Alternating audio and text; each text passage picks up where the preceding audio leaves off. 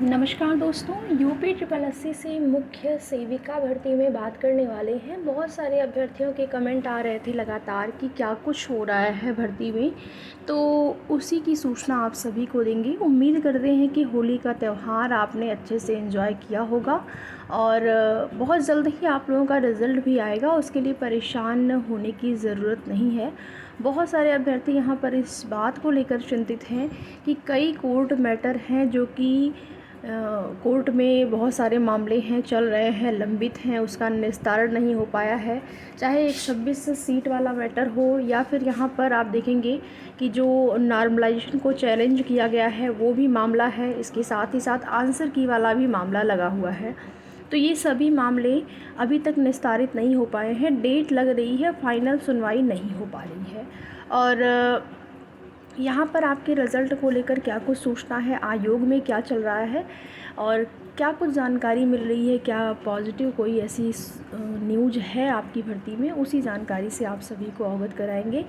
साथ ही साथ योग्यता को लेकर सबसे बड़ा सवाल इस भर्ती में है और सबसे ज़्यादा जो कन्फ्यूज़न है अभ्यर्थियों के मन में वो योग्यता को लेकर ही है। क्योंकि रिज़ल्ट तो आपका आ जाएगा, इस महीने नहीं आएगा तो अगले महीने आ जाएगा, लेकिन योग्यता जो है वो निर्धारित होगी और उसके आधार पर, किस आधार पर ये योग्यता निर्धारित करके रिज़ल्ट जारी करेंगे, ये जानकारी भी आपको रिज़ल्ट के साथ ही हो पाएगी। ऐसी ही सूचना भी मिल रही है।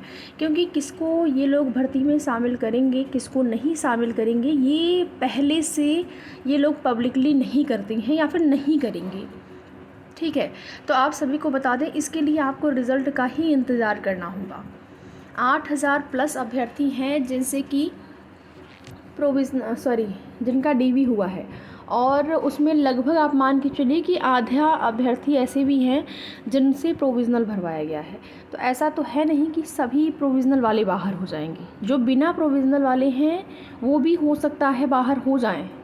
हाँ, क्योंकि ज़रूरी नहीं है कि, हो सकता है जब उनका बाद में डॉक्यूमेंट वेरिफिकेशन जैसे सामने से हुआ, फिर बाद में कुछ ऐसी चीज़ें पाई गई, कोई भी माइनर सी मिस्टेक, तो उनको भी प्रोविज़नल के लिस्ट में डाल देते हैं। जो रिज़ल्ट आता है तो आपका जो रिज़ल्ट है उसमें अगर कुछ भी, जैसे आपके डॉक्यूमेंट में कोई भी कमी है तो उसमें 3 श्रेणी में या फिर कहें कि 3 तरीके से आपका रिज़ल्ट जो आएगा, ऑफिशियल नोटिस आएगी। उसमें एक तो बिल्कुल फ्रेश, अगर आप बिल्कुल आपका डॉक्यूमेंट कोई भी कमी नहीं है, कोई भी दिक्कत नहीं है, तो फिर फाइनल चयन के लिए आप जो है आपका रिज़ल्ट आ जाएगा।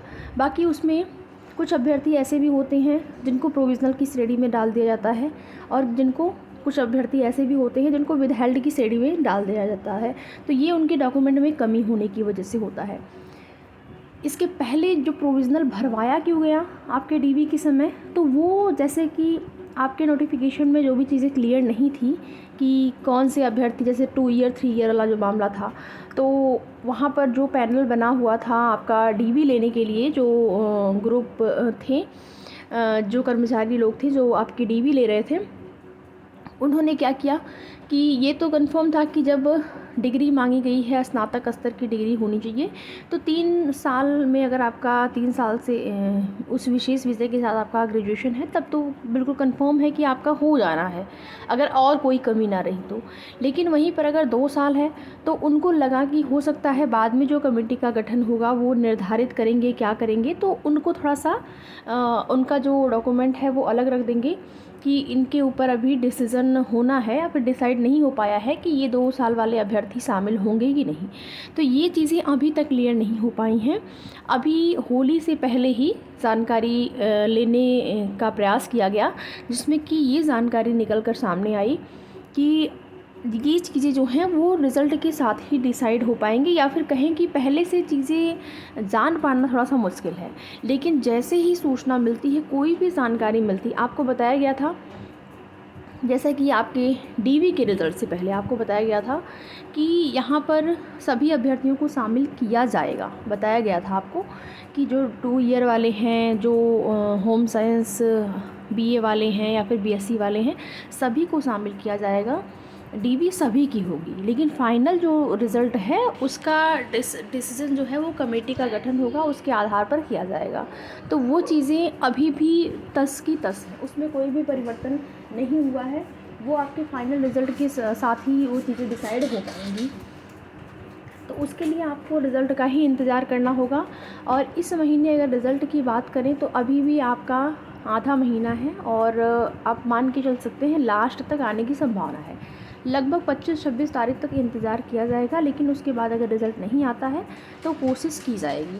अभी फ़िलहाल के लिए जब भी ये योजना बनाई जाती है कि आयोग जाएंगे, विभाग जाएंगे, जानकारी लेने की कोशिश करेंगे, तो वहाँ से यही चीज़ें निकल कर सामने आती हैं, या फिर बस 1-2 बहनें ही जा पाती हैं, सब लोग जा नहीं पाते हैं।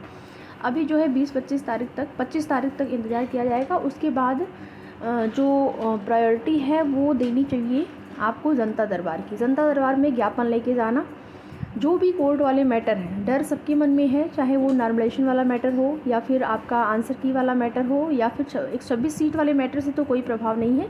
उसमें क्या है, अगर 126 सीट आपको मिल जाती हैं तो हो सकता है कुछ और अभ्यर्थियों को जोड़ दिया जाए, तो वो तो अलग हो गई है सीट पहले से। लेकिन नॉर्मलाइजेशन वाला जो मामला है वो चल रहा है कोर्ट में, और उसमें भी जवाब लगा देंगे आयोग, उसको लेकर वो भी बहुत ज़्यादा सीरियस मैटर नहीं है। सबसे ज़्यादा यहाँ पर आपकी भर्ती में अगर कोई मामला प्रभावित करता है भर्ती को, तो वो है आपका आंसर की वाला प्रकरण। अगर उसमें परिवर्तन होता है तो फिर आपके की जो भर्ती है या फिर आपका जो रिज़ल्ट है उसमें प्रभाव पड़ेगा। वो अलग बात है कि कम प्रभाव पड़ेगा, ज़्यादा प्रभाव पड़ेगा उसके लिए। तो आपके रिज़ल्ट पर ऐसा नहीं है कि बिल्कुल काम नहीं हो रहा है, काम आपके रिज़ल्ट पर कुछ ना कुछ जो काम है वो चल रहे हैं, ठीक है। तो इसको लेकर आप लोग बिल्कुल भी वो न रहिए कि परेशान न रहिए कि हाँ बहुत टाइम लग जाएगा। बहुत टाइम नहीं लगने वाला है आपके रिज़ल्ट में। बस आप जनता दरबार में जाइए, ज्ञापन दीजिए। अगर मुख्यमंत्री जी ने आदेश किया तो फिर सारे मैटर भी निस्तारित हो जाएंगे और आपका रिज़ल्ट भी आ जाएगा। तो उसके लिए वही 25 तारीख के आसपास की योजना बनाई जाएगी। बाकी आगे की जो भी अपडेट होगी आप सभी को उसकी सूचना समय समय पर इस चैनल के माध्यम से दी जाएगी। तो और कुछ अन्य भर्तियों की सूचना दें या फिर अन्य भर्तियों से संबंधित, तो UP-SSSC से जो जूनियर असिस्टेंट 1262 पद वाला की DV है, उसमें आप सभी में से हो सकता है किसी बहन का हुआ हो। तो आप लोगों से यही कहेंगे कि अगर आपका कहीं अन्य जगह पे चयन हुआ है तो आप DV को स्किप करें। DV स्किप अभियान चलाया जा रहा है। जो भी अभ्यर्थी हों या जिनका भी, जैसे भी बहुत सारे अभ्यर्थी ऐसे होते हैं कि उनका कहीं पर हो गया है चयन, उसके बाद भी वो देखते हैं केवल कि देखिए हम DV करा लेते हैं, हो सकता है फाइनल सिलेक्शन हमारा हो जाए, केवल देखने के लिए। तो देखने के लिए आप कृपया ना करें। अगर आप कहीं पर जॉब में हैं और अपनी जॉब से संतुष्ट हैं, देखिए संतुष्टि की बात होती है, अगर संतुष्ट नहीं हैं तब तो आप कर सकते हैं, करा सकते हैं कि यहाँ पर हम आपका हो जाए। लेकिन अगर आप किसी भी जॉब में हैं और उस जॉब से संतुष्ट हैं तो केवल देखने के लिए कि हमारा कई भर्तियों में हुआ है या फिर बताने के लिए आप अगर DV स्किप ही कर देते हैं तो वो ज़्यादा आपके मन की शांति के लिए, मन आपका शांत रहेगा, आपको अच्छा लगेगा। किसी एक आपके भाई बंधु के परिवार में खुशियाँ आएंगी। एक जो सीट आपकी वजह से ख़राब होगी वो किसी और को मिल जाएगी, तो उसमें आप लोग सहयोग करें जूनियर असिस्टेंट 1262 पद की DV स्किप में। बाकी आगे की सूचना के लिए जुड़े रहें हमारे साथ। वीडियो में लास्ट तक बने रहने के लिए आप सभी का बहुत बहुत धन्यवाद।